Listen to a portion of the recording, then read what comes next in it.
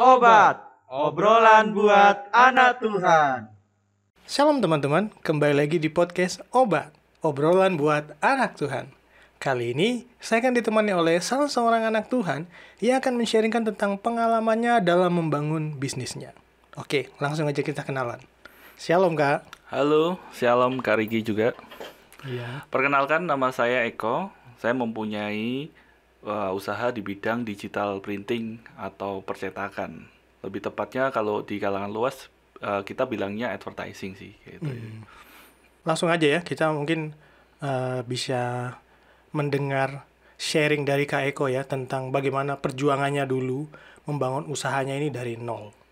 Ya, kalau kita berbicara setiap anak muda pasti pernah mengalami ini sih. Jadi kita juga, saya bukan berarti seseorang yang pasti, bukan salah satu orang yang sukses atau salah satu orang yang pasti.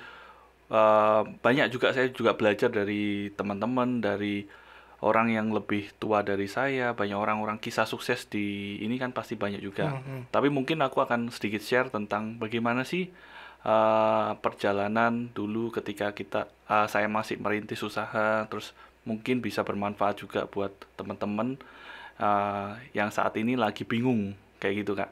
Jadi kayak lagi bingung menghadapi apa yang harus aku kerjakan ya. Maksudnya aku nggak punya modal. Ya ini adalah masalah yang paling banyak ditemuin kalau ketika orang yang dulunya baru fresh graduate pasti akan dibingungkan dengan masalah aku kerja apa nanti kayak gitu kan. Bener nggak ya? Betul. Nah ini yang mungkin aku pernah mengalami di posisi ini. Jadi aku pernah mengalami di posisi ini dan mungkin aku hanya sedikit berbagi sih bagaimana susahnya, masa-masa susah sampai saat ini itu panjang banget sih kalau diceritain. Cuma buat kali ini saya mau berbagi di buat teman-teman sekalian. Oke. Kalau boleh tahu ya, kenapa memilih advertising?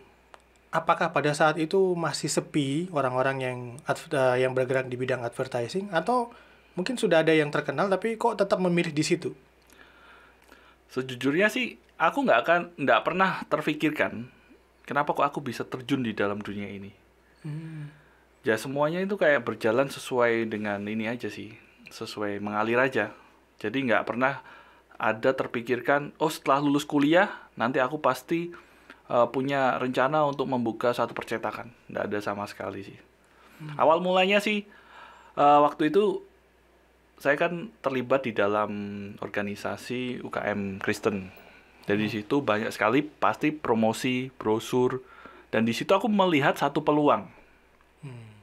Terkadang kita tidak bisa menentukan nanti ini cuma berdasarkan ketika ada satu peluang. Kayak waktu itu saya menemukan brosur ini ternyata bagus juga ya kalau untuk dipromosikan. Dan waktu itu belum ada era-era kalau kita kayak Tokopedia itu belum ada. Jadi waktu itu aku mempromosikan brosur ini di forum jual beli, Kaskus dulu namanya. Ya. Jadi dulu aku melihat satu peluang. Awalnya, jadi pertama kali aku melihat satu peluang brosur. Brosur di sini kok dijual murah ya. Tapi kalau di online kok mahal sekali ya. Dari situ timbul satu peluang. Dan di situ aku menekuninya. Jadi waktu itu memang aku tidak punya basic sama sekali tentang desain, nggak pernah punya basic sama sekali tentang desain grafis atau percetakan itu nggak ada sama sekali. Semua itu otodidak semua.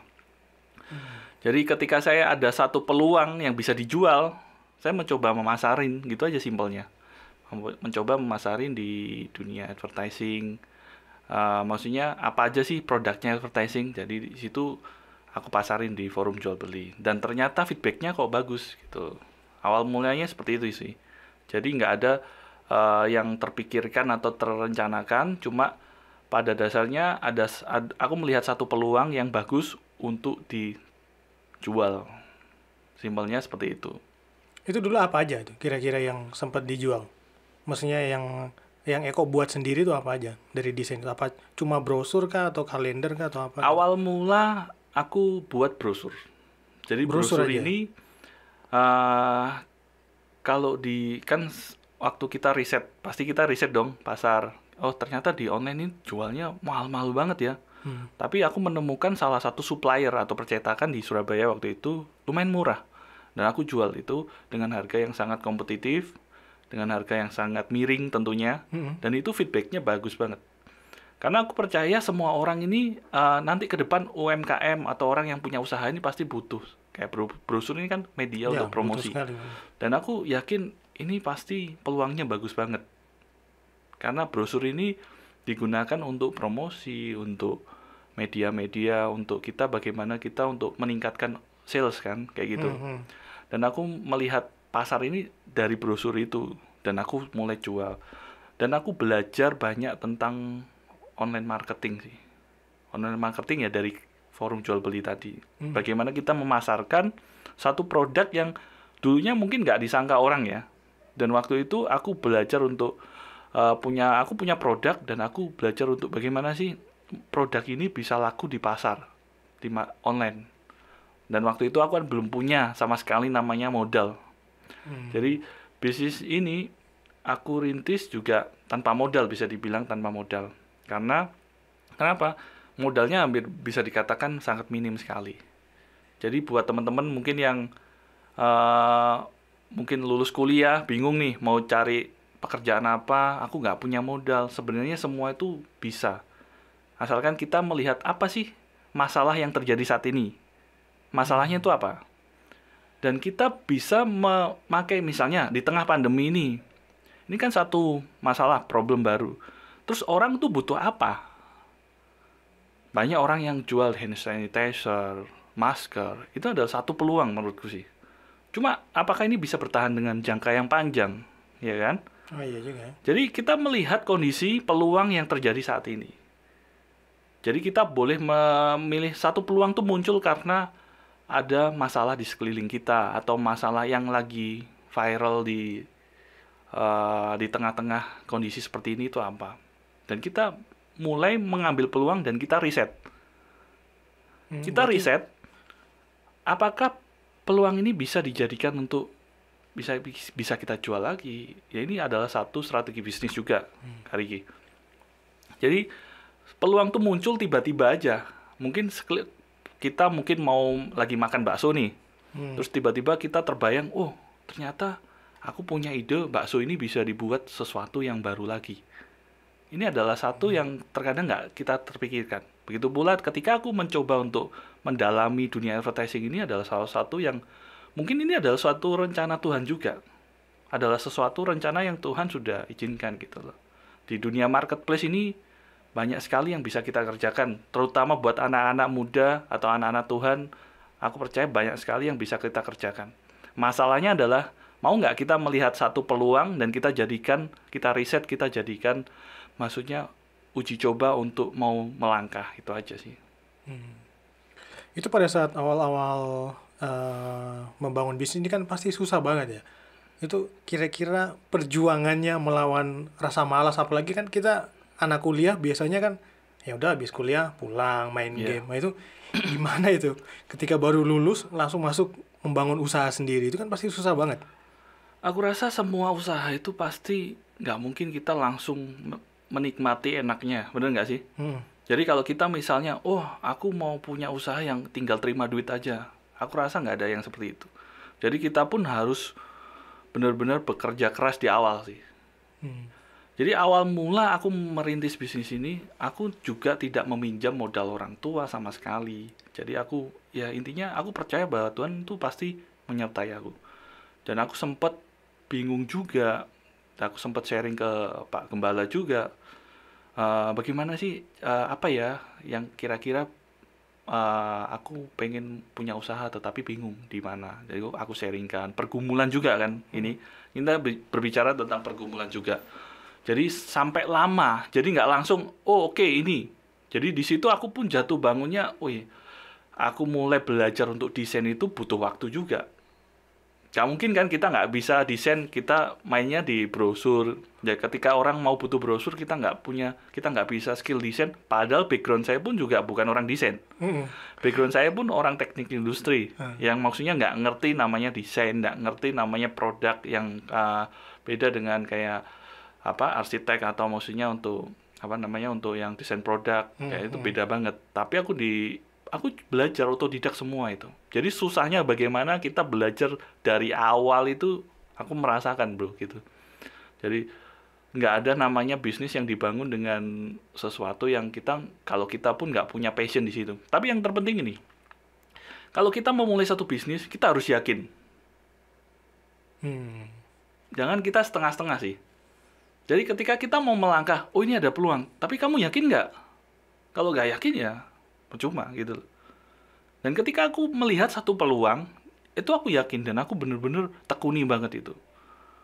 Awal-awal aku merintis itu, aku beranikan diri untuk, pertama aku cuma berdasarkan modal marketing online aja ya. Kita pasarkan di forum jual beli yang tadi aku sampaikan. Terus ketika aku ada satu momen, aku berani sewa tempat. Pertama kali tempatku itu di depan Ubaya. Dan itu cuma bidangnya mungkin 3x3 lah. Itu kalau aku bisa flashback ke belakang itu ibaratnya, sampai segitunya ya. Tapi aku beranikan diri karena aku yakin dengan apa yang aku kerjakan. Kalau kita nggak yakin dengan apa yang kita kerjakan, susah untuk kita mau melangkah ke step selanjutnya, bro. Kamu aja nggak yakin. Bagaimana kamu bisa yakin dengan... Jadi kita harus punya visi lah. Dan ketika aku melihat ada satu peluang di dunia advertising ini, aku mencoba pelajari semua. Dari brosur, dari desain, dari teknik. Oh, ternyata iklan tuh seperti ini. Itu semua aku pelajari. Jadi aku ada satu momen, aku memberanikan diri mensewa satu tempat dan nggak ada pekerja waktu itu, bro. Jadi di situ aku sewa satu tempat di depan Ubaya. Itu aku ingat sekali per bulannya sewanya, per tahun ya. Per tahun tuh 15 juta atau berapa. Lumayan mahal ya. Iya. Tapi strategis ya tempatnya ya. Tapi strategis. Dan aku nggak tahu ya, maksudnya usaha ini bakal berkembang atau enggak. Tetapi ya just do it lah. Pokoknya lakukan aja. Terus singkat cerita, aku sewa tuh tempat. Terus aku mulai pasarkan di marketing. Bayangin, mana ada orang yang mau datang ke tempatku, nggak ada yang tahu, ya kan? Jadi aku bergeraknya awal-awal mulai itu dari online marketing. Yang aku kuatin tuh online marketing. Digital marketing waktu itu belum terlalu banyak sampai kayak saat ini. Tapi aku kayak mencoba meriset, ternyata online marketing nih feedbacknya bagus banget. Jadi aku belajar mulai perencanaan, strategi gimana cara memasarkan online. Aku buat satu kayak Facebook, media platform-platform yang mungkin kayak Facebook, IG dulu belum ada. Iya, Instagram belum ada ya. Instagram belum ada, tapi Facebook waktu itu ya booming kok. Sudah booming ya. Booming. Dan waktu itu aku cuma masarin di forum jual beli itu, karena kayak Tokopedia, kayak apa itu belum ada. Dan di situ feedbacknya tuh bagus banget. Jadi aku kalau flashback susahnya dulu, aku dulu itu belum ada mobil kayak apa. Dulu pakai Mega Pro. Jadi ke kos itu aku ingat sekali bawa brosur. Aku bawa brosur ke kos itu.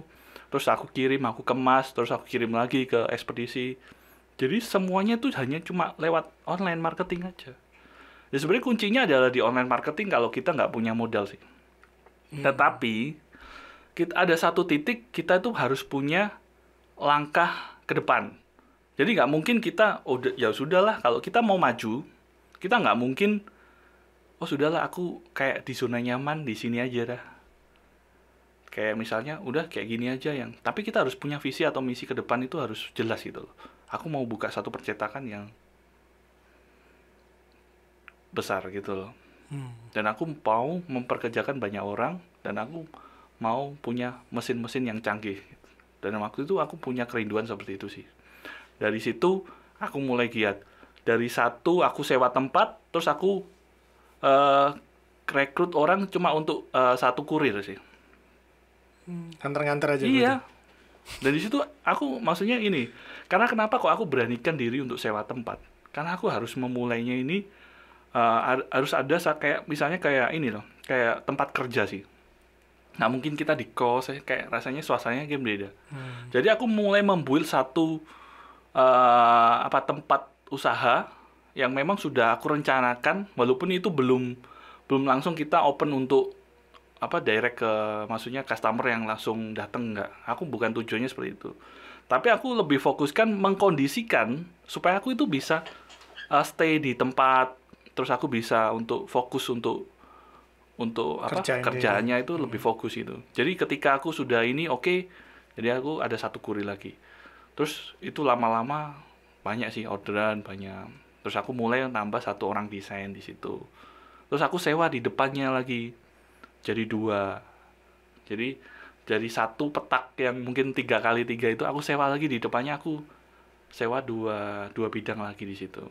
Dan di situ usaha ya puji Tuhan ya, maksudnya Tuhan tahu, maksudnya kita itu terkadang ketika kita ada pergumulan ya kita share aja, Tuhan aku nggak punya modal Tuhan, tapi aku punya ini, Tuhan tolong untuk maksudnya apa yang kita kerjakan kita berserahlah penuh dengan Tuhan gitu. Dan aku bersyukur sekali sih, maksudnya di dalam dunia ini, maksudnya di dalam bisnis, kayak ibaratnya dikasih kesempatan untuk menceritakan bagaimana sih susahnya. Mungkin yang aku jelaskan di sini bukan, wih aku sudah sampai sekarang ini ya, tapi aku pengen menjelaskan bagaimana susahnya waktu merintis itu seperti apa gitu loh. Jadi biar orang tuh tahu ternyata nggak mudah juga membuat suatu bisnis yang dengan bisa memperkerjakan sampai saat ini. Aku mulai membuka lapangan usaha baru atau membuka anak cabang baru. Dan ini sesuatu yang proses semua sih. Jadi ketika aku sudah mempunyai omset semakin besar, terus juga banyak peminat, terus aku mulai open kan, maksudnya untuk di online marketing ini ada satu website. Jadi aku mulai, itu sudah dari, aku sudah buat website dari lama. Padahal waktu itu belum ada banyak orang yang melakukan hal ini. Aku buat strateginya apa? Strateginya adalah digital marketing sebetulnya. Yang ini yang aku pengen sharekan atau ceritakan bagaimana kita memulai bisnis di era sekarang, kita harus paham namanya digital marketing. Karena kenapa? Kalau kita nggak pernah tahu digital marketing, online marketing itu seperti apa, kita akan tergerus dengan zaman. Kalau kita buka satu, misalnya kita mulai dengan modal yang besar. Misalnya aku ini anak orang kaya, aku punya modal nih. Aku bisa membuat satu usaha itu. Tapi kita akan tergerus dengan zaman. Orang sekarang nggak perlu butuh ke toko untuk membeli satu barang. Bener nggak sih? Betul. Dia cuma untuk, ya online aja. Dan itu dulu memang awam, tapi sekarang sudah mulai ini. Udah jadi habitat baru. Betul sekali. Jadi kuncinya adalah kita berusaha terus meriset pasar, meriset apa yang terjadi sih saat ini gitu. Jadi nggak ada sesuatu yang mudah. Terus kembali lagi tentang ketika aku sudah mulai ekspansi, maksudnya untuk merekrut karyawan, merekrut tenaga kerja yang semakin yang kompeten dalam itu. Dan aku putuskan untuk mensewa lagi satu ruko. Jadi waktu itu aku mensewa ruko dengan lumayan juga waktu itu. Jadi bisa dibilang rukonya ini di tengah jalan, tetapi harga sewanya lumayan cukup tinggi. Tetapi aku sudah punya planning ke depan. Dalam 2 tahun atau berapa tahun ke depan, aku harus punya tempat sendiri. Jadi ketika itu, aku sudah memplanning, nggak apa-apa, sewa sekarang mungkin agak mahal, tetapi agak di jalan raya. Dan ketika itu, pamor mulai naik. Jadi kayak, ibaratnya kayak, aku mulai banyak dikenal orang. Jadi usahaku ini banyak dikenal orang. Jadi nama usahaku Harvest ya. Banyak, percetakan ini loh di Tenggilis, Harvest. Jadi mulai dikenal banyak orang. Dan aku mulai banyak customer dari luar pulau, dan kayak gini-gini. Dan itu mulai ibaratnya nama kita atau usaha kita mulai naik dari situ. Memang aku sengaja sewa di pinggir jalan ini supaya untuk meningkatkan tempat sih. Dan waktu itu aku memberanikan diri untuk membeli satu alat pertama kali yang mungkin harganya lumayan cukup besar. Alatnya digital printing, yaitu banner sih. Dan aku mulai memberanikan diri. Karena kenapa? Kita sebagai orang atau kita sebagai pengusaha, kita nggak boleh di zona nyaman terus. Misalnya nih, kita beli barang, udahlah dropship aja, sistem dropship terus. It's okay kalau kamu nggak punya modal di awal, itu sangat membantu sekali. Tetapi ketika kamu mau mencapai level selanjutnya, kamu nggak akan bisa dong. Maksudnya kamu cuma dropship terus, itu nggak bisa. Kamu harus memberanikan ketika kamu sudah punya modal, kamu harus beranikan untuk investasi. Investasi ini sangat penting ketika kita mau memperbesar usaha kita. Jadi waktu itu aku sangat punya kerinduan, aku harus punya mesin sendiri. Kamu tahu, maksudnya ketika aku memutuskan untuk investasi mesin itu, terkadang orang kan mikir, wah ini biaya mesinnya gede banget. Kalau jalan. Iya, takut kan orang investasi Ya kalau gitu. misalnya ini gitu kan, wih biayanya ini. Tapi aku sangat yakin kenapa? Karena aku percaya kalau kita membeli satu, misalnya berinvestasi itu nggak ada ruginya. Justru kita akan menaikkan pamor, kita akan menaikkan juga kapasitas produksi juga, dan itu yang aku lakukan. Dari satu mesin itu berbuah mesin-mesin yang lain juga. Dari situ omset semakin meningkat, omset semakin banyak, dan kita bisa tinggal membuild satu sistem yang bagus di dalamnya, gitu aja sih. Yaitu seputar maksudnya feedback bagaimana sih dari awal sampai akhir itu seperti apa, kurang lebihnya seperti itu. Nah, kalau kita bicara di dunia bisnis kan pasti ada yang namanya saingan. Betul. Iya kan? Dari tadi yang saya lihat kayaknya Eko nih, saya membangun ini naik gitu. Nah, gimana dengan saingan? Maksudnya caranya kamu menghadapi sainganmu seperti apa? Apalagi kan kita sebagai anak Tuhan ini, konteksnya kan sebagai anak Tuhan. Nggak boleh dong kita main sikut kiri, sikut kanan buat jatuhin usaha lain. Ini cukup bagus sih. Di dalam bisnis gak mungkin kita nggak punya saingan. Betul. Kompetitor tuh pasti ada. Percaya.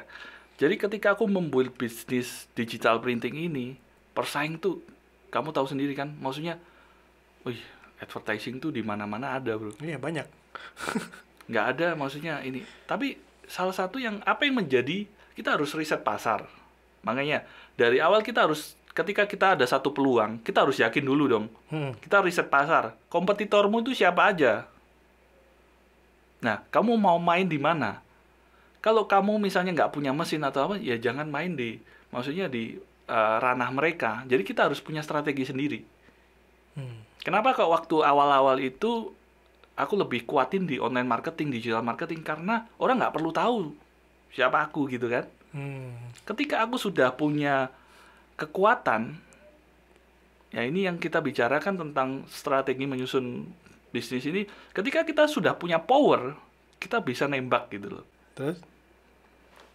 Jadi kalau kita sudah riset kompetitor kita ini lawannya siapa aja sih di Surabaya misalnya. Oh ternyata seperti ini. Kita sudah tahu, mereka siapa, saya siapa. Ya ada kalanya kita harus benar-benar tahu musuh kita siapa. Mana yang menjadi mitra kita. Jadi gak semua itu kompetitor, kita bisa jadikan mitra. Contohnya aku bekerja sama dengan salah satu percetakan juga. Dan itu menjadi satu mitra yang hubungan baik juga gitu loh. Kompetitor itu mungkin kalau aku rasa pasti adalah orang yang baru pertama kali buat bisnis langsung merusak harga, itu pasti banyak lah. Jadi itu wajar. Tapi yang terpenting bagaimana kita itu bisa stay atau bertahan atau survive di dalam dunia era sekarang gitu aja. Caranya ya kita harus berani berinvestasi, berani untuk benar-benar melihat prospek ke depan. Itu teknologi kita arahnya semakin canggih kan. Jadi kita harus mengikuti perkembangan zaman. Nggak mungkin kita cara pakai konvensional yang lama gitu, nggak mungkin sih. Kira-kira dalam membangun usaha ini ya, hal apa yang menurutmu tuh paling berat untuk dilakukan? Contohnya ya, kalau kayak aku kan karyawan. Jadi aku paling berat adalah ketika melakukan kayak lembur. Itu kan aku ngerasa kayak, loh gajiku kan segini-segini aja. Ya ngapain aku lembur, orang bayarnya tetap sama. Nah, kalau dari sisi pengusaha, kira-kira apa yang paling membuat kamu tuh kayak berat gitu loh untuk melangkah di dunia bisnis itu? Dalam membangun usahamu itu. Contohnya kayak, aku mau investasi ini, tapi kayaknya nggak bagus deh. Kayaknya gini. Sebetulnya tantangan yang paling terberat aku adalah mengelola SDM sih, bro. Karena kita tahu SDM ini sangat penting. Jadi kalau SDM kita itu bagus, sistem kita bagus, kita akan mudah untuk investasikan gitu. Terkadang aku mikir seperti ini.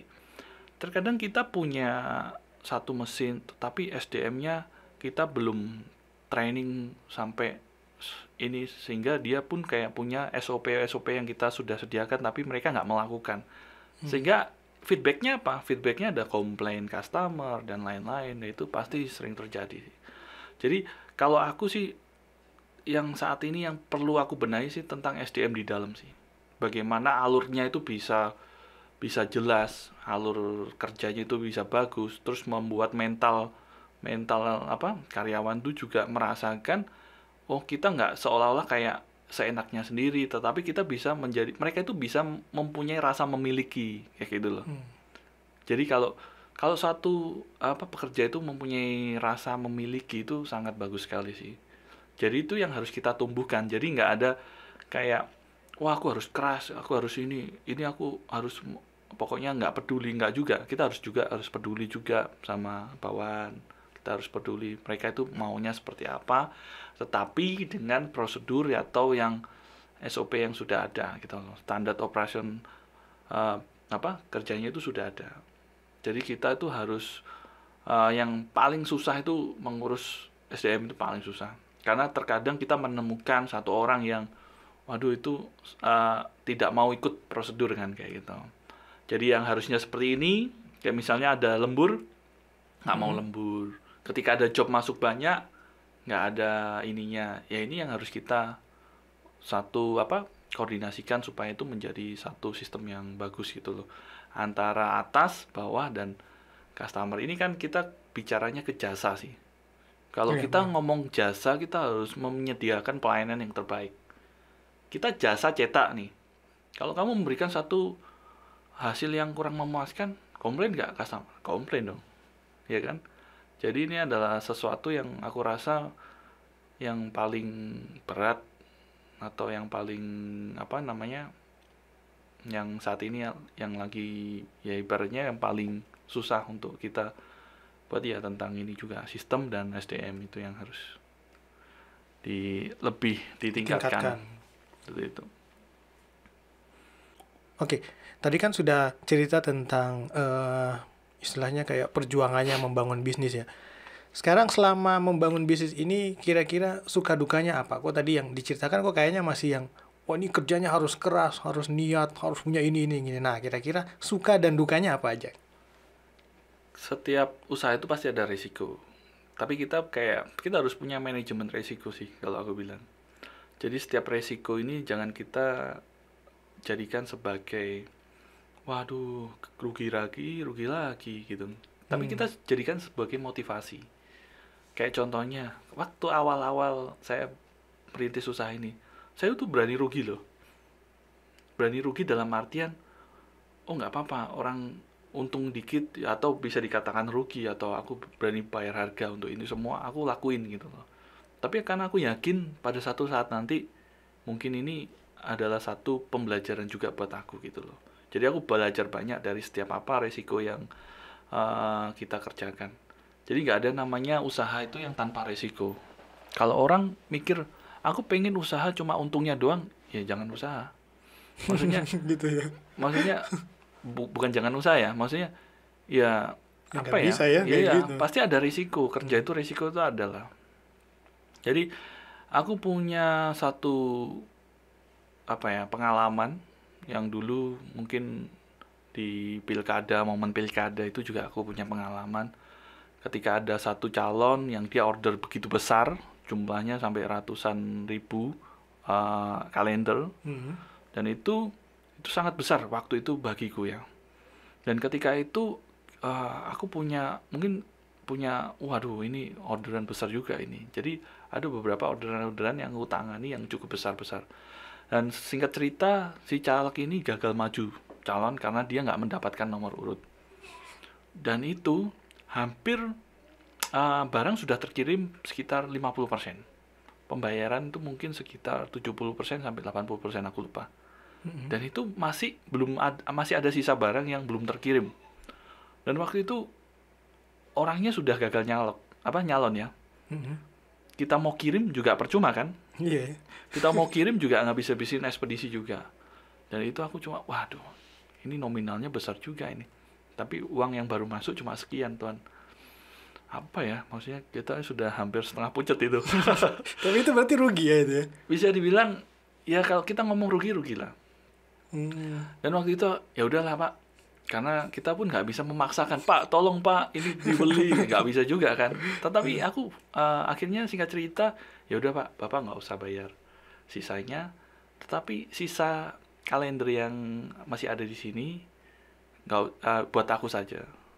Maksudnya nanti rencana aku mau aku kilokan semua itu kalender.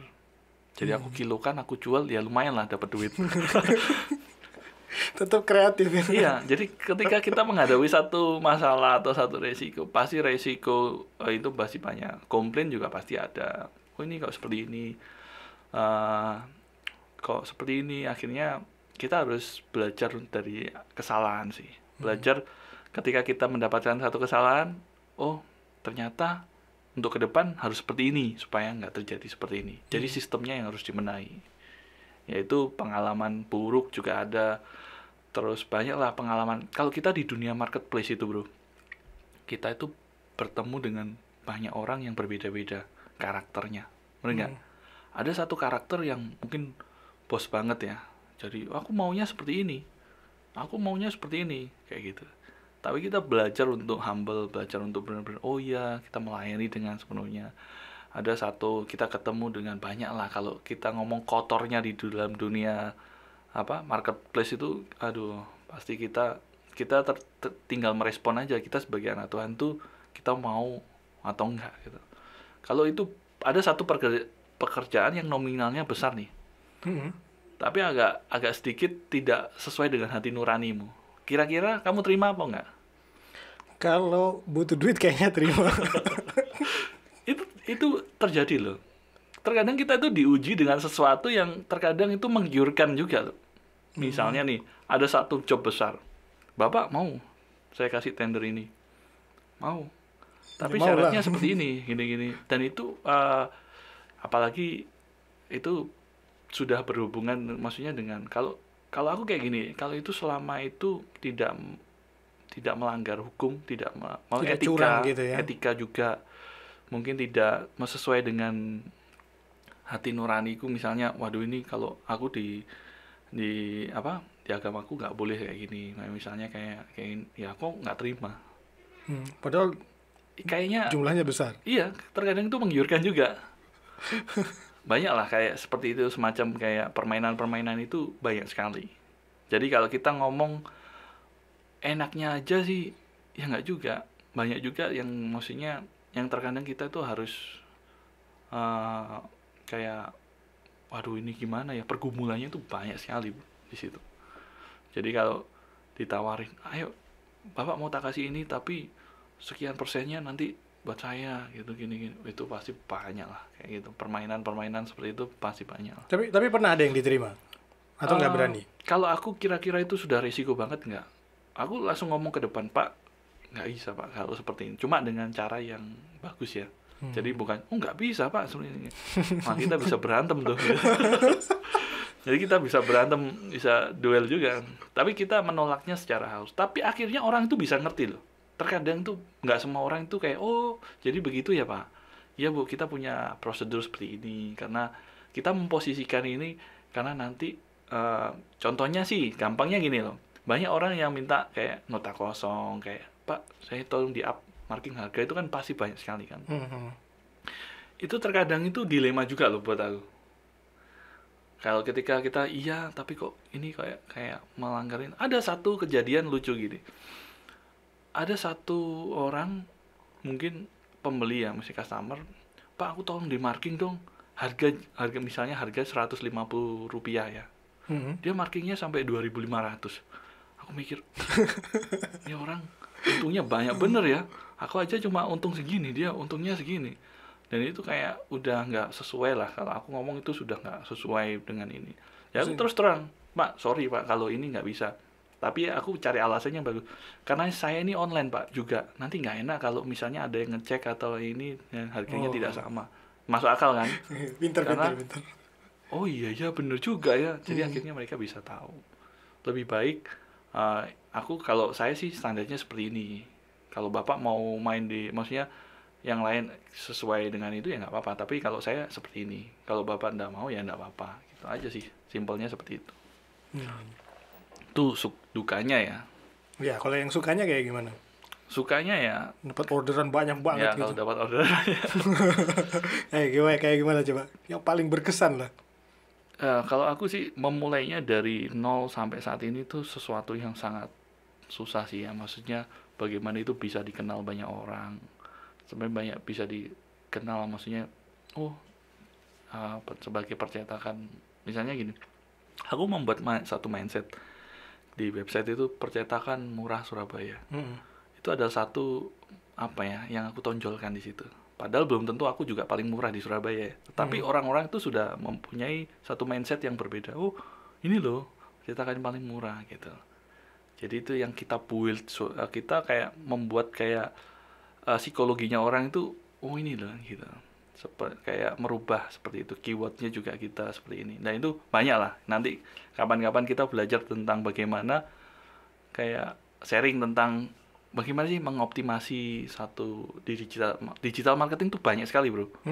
Website kita bisa optimasi, terus bagaimana kita bisa iklan di Facebook, iklan di mana, terus itu bisa banyak pengunjungnya, itu banyak sekali. Itu mungkin nantilah kalau kita ada waktu lagi kita ngomong masalah itu. Untuk masalah sukanya, jadi bilang kalau kita dapat duit suka ya. Tapi kan pasti ada yang paling berkesan tuh. Yang paling berkesan ini sih. Jadi aku pernah dapat satu tender besar, salah satu kue artis sih. Di Surabaya waktu itu lagi booming-boomingnya. Dan sebenarnya ceritanya tidak lucu juga, seperti gini. Jadi ketika waktu vendor ini mau buka pertama kali, dia itu cuma cetak 1000 kardus itu loh. Ya. Tapi nggak ada vendor yang mau. Kok gitu? Jadi dia tuh sudah menawarkan ke beberapa. Terus akhirnya dia menawarkan ke saya. Itu awal kalinya dia buka ya. Pak, tolong dong, ini kita mau grand opening. Tapi jumlahnya cuma sedikit, Pak. Tapi bisa nggak 1000, tetapi untuk besok. Coba bayangin seperti itu. Wih. Makanya orang nggak nerima ya? Nggak mau nerima. Oh, nggak bisa, Bu. Nggak bisa. Seperti ini. Kalau besok nggak nutut lah, kayak gini. Terus aku mikir, waduh, besok ini kapan ininya? Oke Bu, gini aja, Ibu saya bantu. Jadi waktu itu aku cuma bantu aja. Ya aku bantu semaksimalnya ya Bu. Semoga waktu grand opening ini bisa paling enggak ada dusnya gitu. Ya udah, aku bantu aja. Dan aku kerahkan semuanya. Pak ini sudah aku atur semua supaya bisa jadi, supaya apa namanya, bisa cepet jadi kan. Ini langsung cetak, ini langsung akhirnya selesai. Yang purchasingnya ini atau yang punya pemiliknya itu seneng, waduh terima kasih ya Pak kayak gini dan kita kan nggak tahu ini kan baru buka ya. Ternyata bisnisnya ini meledak banget, boom, yang antri itu waduh. Iya banyak gitu. Kalau ya mungkin nggak perlu aku sebut merek lah ya. Itu sudah kok enak mereka ya dipromosikan di sini. Sudah tutup bro sekarang. Sudah tutup. Jadi ada satu kue artis yang pertama kali di Surabaya itu sangat booming sekali, bahkan untuk antri aja itu sampai apa ya, sampai bener-bener wih ngeri banget lah, panjang banget antri banget. Dan dia itu ketika buka PO lagi nominalnya itu semakin besar. Terus Pak saya pesen lagi 10.000. Oke, semangat kan kita. Pak ini semakin banyak nih, saya pesen lagi dong 100.000. Waduh 100.000 sampai akhirnya itu sampai 250.000 dus gitu.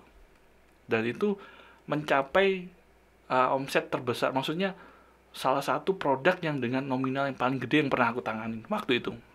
250.000 dus. Ini 250.000 dus dan itu momennya mendekati hari raya, makanya penjualan juga meningkat banget. Tapi nggak satu hari tuh mintanya. Enggak. Jadi tapi gini, kalau kita belajar dari hal terkecil kayak gini, ketika ada satu peluang, terkadang kita itu kayak mungkin kebiasaan, janganlah ini nggak ada untungnya lah kayak gitu loh. Tapi belum tentu loh.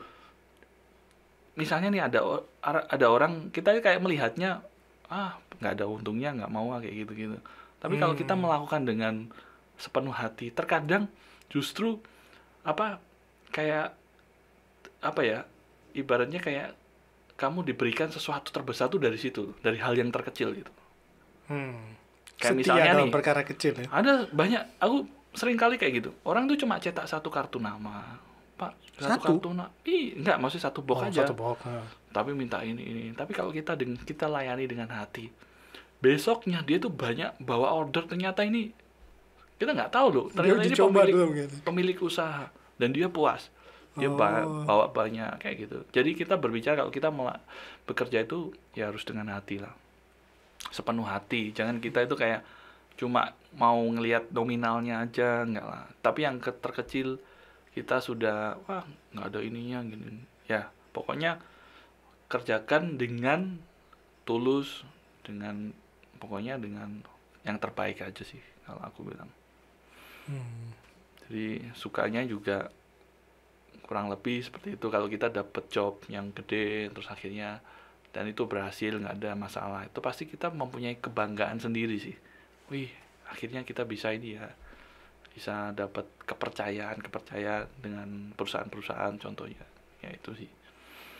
Ya mungkin itu aja sih, kayak misalnya dapat job-job besar pasti ya kita suka juga. Seneng ya, duitnya gede soalnya. Oke, tadi kan Eko bilang kalau kita nih bukan kita sih, kamu waktu di dunia bisnis ini kan menghadapi banyak sekali orang ya dengan bermacam-macam karakter. Kira-kira ya, customer yang paling lucu menurutmu, jadi masalah yang paling lucu menurutmu ketika membangun ini, Harvest ini? Waduh, kalau kita bicara tentang customer unik tuh banyak banget sih. Banyak sekali, ada yang cerewet lah, ada yang mintanya perfect, minta yang detail ya. Ada satu customer juga, ini barusan kejadian juga sih. Dia itu orangnya sangat perfect sekali. Nggak tahu entah perfect atau entah orang ini detail banget, nggak tahu ya.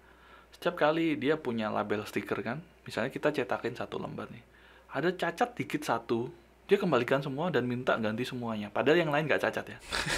Terus akhirnya kan gini, mungkin untuk awal-awal ya it's okay, kita ganti.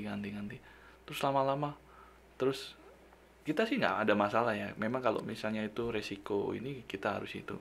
Tetapi orang ini sangat ini banget gitu loh, sampai suatu kali aku tanya sama pegawainya, loh emangnya yang punya ini memang kayak gini? Oh iya Pak, jangankan Bapak, kita ini sudah capek Pak, pindah percetakan tuh sudah dari berbagai ujung sampai, oh ternyata gitu ya.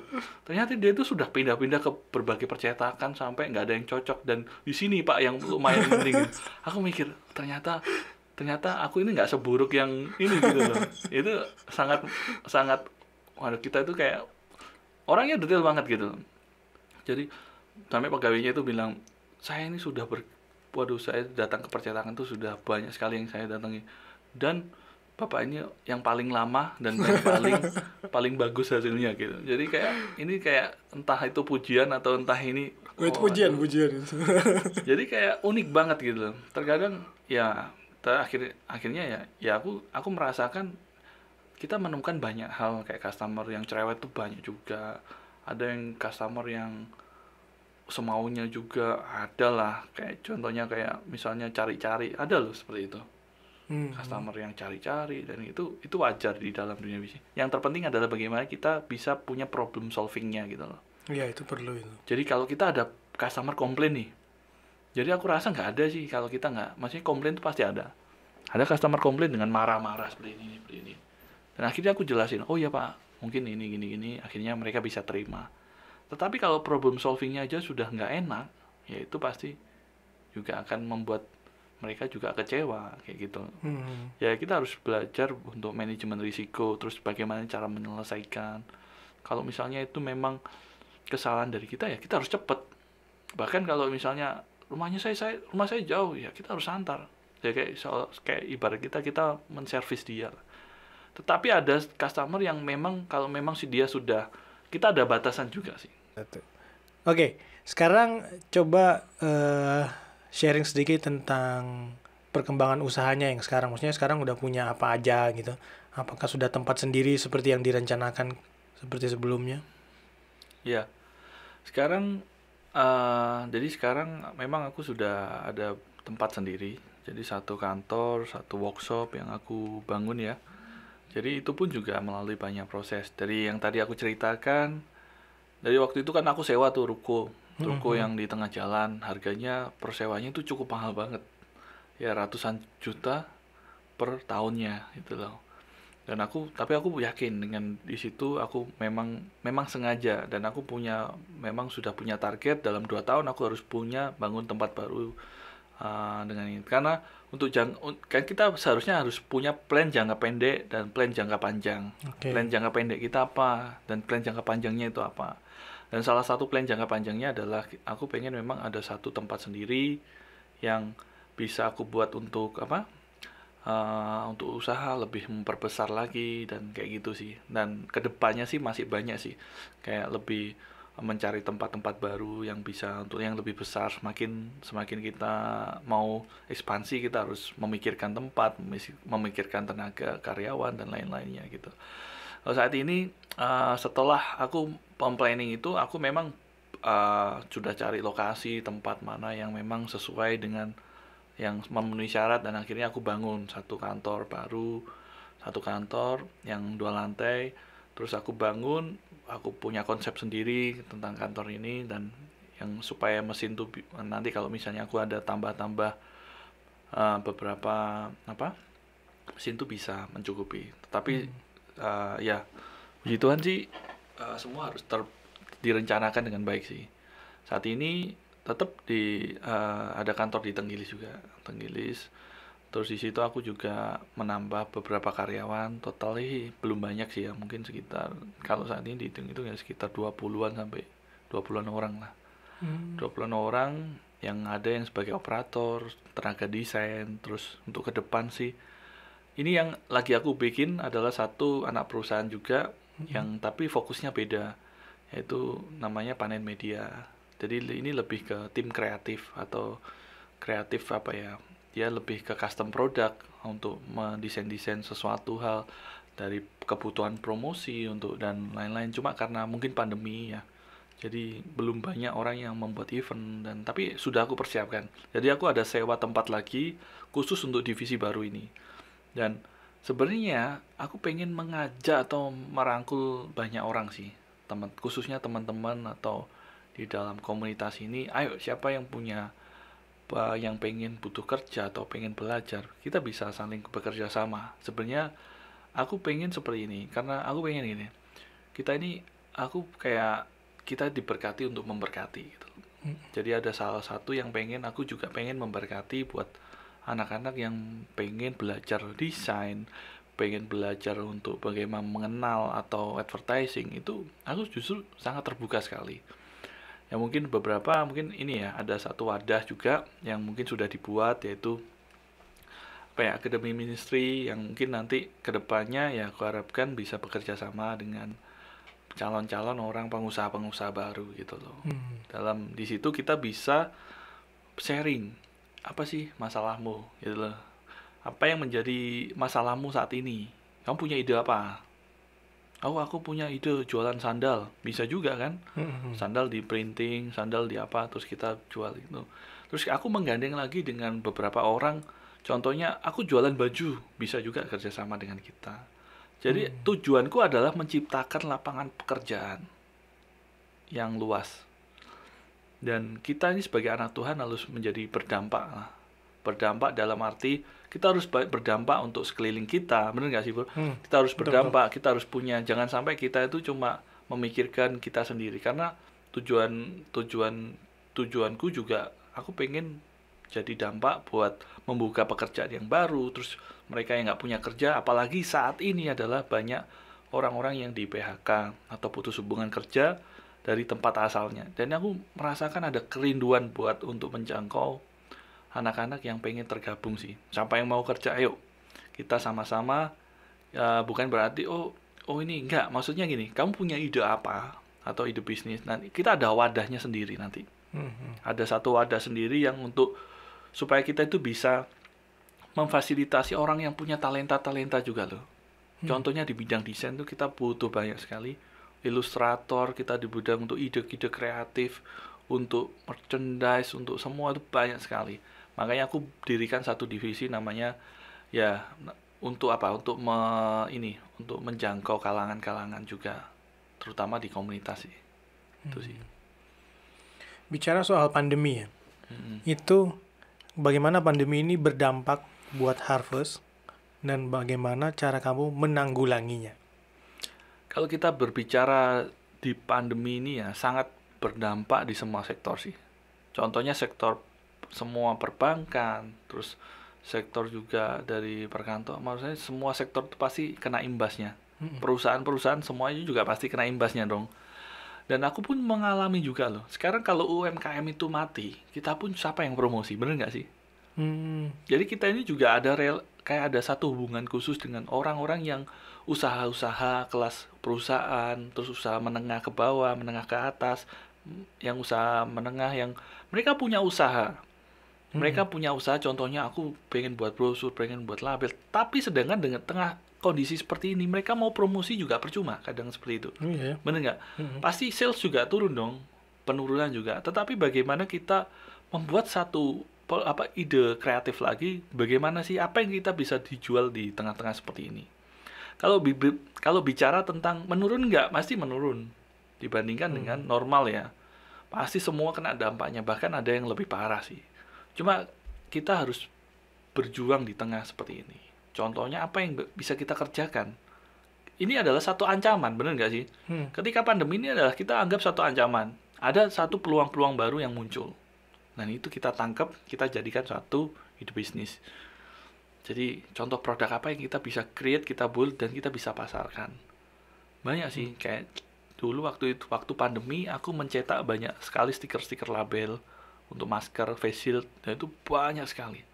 Dan itu justru yang lain lagi turun, ini yang lagi banter-banternya gitu loh. Jadi kita harus berusaha berinovasi. Yang terpenting adalah kita punya inovasi ke depan tuh seperti apa. Kita itu pengen nanti apa ya? Kayak misalnya kita punya ide untuk di tengah pandemi kita membuat satu produk yang mungkin bisa menghalau virus ya, itu bisa aja kan, ya kan? Tetapi tergantung kita mengemasnya, kita membrandingnya, itu harus ada ilmunya juga. Kita harus bagaimana kita promosikannya, itu loh. Kita ada produk, kalau kita nggak bisa promosinya juga percuma, ya kan? Jadi itu saling berhubungan sekali. Jadi di tengah pandemi ini mungkin banyak orang yang mengeluh, banyak orang yang mungkin kehilangan pekerjaan, tetapi ya kita harus tetap semangat sih, tetap semangat menghadapi. Kita nggak tahu ke depan itu akan seperti apa di tengah krisis, apalagi sekarang eranya juga era yang kalau bilang sangat susah ya, maksudnya sektor perekonomian sangat terpukul sekali sih. Bahkan kita pun merasakannya, sangat merasakan. Tetapi kita harus tetap berusaha supaya orang-orang juga, karyawan-karyawan kita bisa, maksudnya jangan sampai di PHK ya, kayak gitu sih. Ya itu ya kerinduan aja.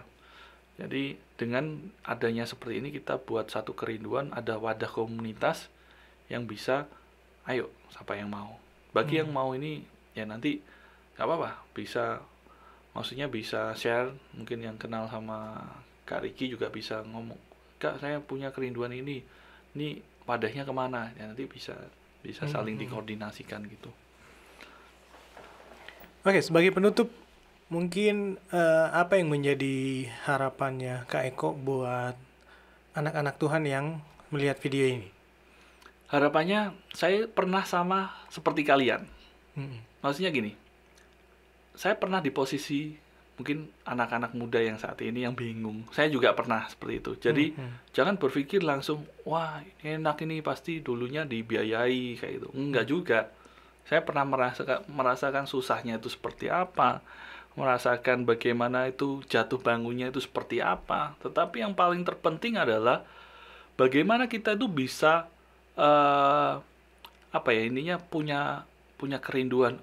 Aku mau seperti maksudnya untuk merintis suatu usaha itu nggak mudah. Tetapi kalau kita punya keyakinan, tekad, dan kita punya mengandalkan Tuhan sepenuhnya tentunya, aku yakin pasti semua itu ada jalannya gitu. Jadi buat teman-teman yang mungkin bingung mau usaha apa, sebenarnya banyak usaha yang masih terbuka. di sektor apapun banyak, bukan hanya di bidang yang aku tekuni sekarang. Jadi kayak misalnya Kak Riki ya, mungkin Kak Riki punya kerinduan di fotografi. Fotografi online tuh banyak loh. Bener nggak sih? Kalau dulu fotografi itu cuma kita harus datang ke tempat, sekarang momennya tuh beralih loh. Sekarang orang tinggal kirim produk, terus kita foto, akhirnya mereka tinggal butuh produknya. Itu adalah satu ide bisnis yang aku rasa luar biasa sekali loh. Bener nggak sih? Karena zamannya ini era digital, era online semuanya serba online. Kita bagaimana sekarang kawin aja, misalnya pernikahan pun sekarang online loh. Dulu masih apa? Masih canggung banget kan? Masa pernikahan online sih kayak nggak ini banget gitu. Tapi sekarang coba buktikan. Jadi kita harus terbiasa dengan beradaptasi dengan kondisi seperti ini. Jadi kita nggak bisa memaksakan cara lama, ngerti kan? Maksudnya kita nggak bisa memaksakan cara lama untuk dengan kondisi seperti ini. Kita harus membuat suatu menyesuaikan dengan kondisi yang saat sekarang ini. Inovasi, Zoom. Sekarang, dulu kalau kayak misalnya meeting pun jarang loh orang meeting online itu. Iya kan? Sekarang meeting serba online. Sekolah serba online. Semuanya serba online. Makanya kita harus ada peningkatan mutu atau peningkatan sistem di online juga. Itu ke depan aku rasa cara ini akan terus dipakai. Aku sangat yakin, maksudnya gini, ke depan sistem online ini sangat pasti akan tetap lebih berkembang betul. Karena dengan teknologi yang sekarang itu sangat berkembang. Jadi ayo setiap anak-anak muda, mungkin mestinya anak-anak yang mau baru lulus kuliah, baru ini, ayo kita sama-sama dong. Kita punya ide-ide kreatif, kita mau share ke pembimbingnya, share ke Kak, saya punya ide ini, gimana ya? Dulu saya juga sharing-sharing ke gembala, saya sharing juga minta petunjuk lah, misalnya gitu. Sampai satu kali sebenarnya aku bukan pengen terjun ke dunia ini. Ada dulu aku share tentang ide bisnis ini, terus aku share tentang ini, tetapi ketika aku yakin, oh ya oke lah, aku sudah tetapkan untuk ini gitu loh. Jadi memang kita harus berusaha untuk benar-benar punya tekad. Jadi era sekarang tuh berbeda dengan dulu. Ya kita harus belajar penyesuaian diri lah, beradaptasi dengan era sekarang. Kalau kita nggak mau ketinggalan zaman gitu, bro. Oke, itu aja. Oke sih, mungkin next kita kalau diundang lagi ya. Jadi banyak sih yang pengen aku bicarakan mengenai. Jadi saya pengen diundang di sini bukan karena saya pengen, tetapi sebenarnya banyak yang pengen aku ceritakan tentang masa-masa sekarang ini seperti apa. Jadi bagi yang mungkin bingung cari usaha atau bingung cari ini, karena kalau misalnya kita pun cari di usaha di kantoran pun sekarang susah loh. Karena mereka juga mengurangi karyawan. Iya kan? Budget juga dikurangi, dipangkas semua. Ya tergantung kita bisa nggak hidup di, mungkin ini adalah mendekati akhir zaman ya. Jadi banyak yang benar itu pasti semua itu serba virtual, serba online. Uang aja sekarang virtual semua, ya kan? Cara dipermudah, bener nggak? Teknologi semakin berkembang. Jadi ini adalah satu yang ngeri-ngeri juga loh. Ya jadi juga, ya? Teknologi mungkin akhir zaman itu ada hubungannya dengan teknologi juga loh. Semakin pesatnya teknologi, semakin ini juga, wah ini semakin ngeri. Mungkin nanti next kita harus mempersiapkan diri gitu. Iya, untuk menghadapi antikris paling ya. Ini jadi melenceng banget ya ininya, pembicaraannya. Tapi aku senang sih, maksudnya untuk berbagi bersama dengan Kak Riki yang mungkin sudah berpengalaman banget ya di dunia kerja, marketplace. Tapi sebagai karyawan loh. Karyawan tapi juga bisa loh untuk apa? Iya bisa. Kita harus bisa. Untuk menyejahterakan lingkungan dengan mentraktir. Mentraktir siapa? Mentraktir apa? Ini teman-teman yang lain. Dia kan seneng. Jadi kalau misalnya dirimu masuk kan selalu ditraktir terus pasti senang. Oke, sudah yakin? Oke, ya mungkin next lah kalau kita ada waktu lagi kita ngomong-ngomong masalah yang lain. Mungkin jangan tema yang ini, mungkin bisa tentang yang lain dan yang lain. Tapi ya tadi ya semua harus belajar mau mencoba Dan yakin. Kalau kita nggak yakin, susah bro. Ya, punya determinasi. Oke. Oke, sampai di sini dulu video kita kali ini. Semoga ini bisa memberkati teman-teman semua yang menonton video ini. Kita jumpa lagi di video berikutnya. Dadah. Dadah. Oke.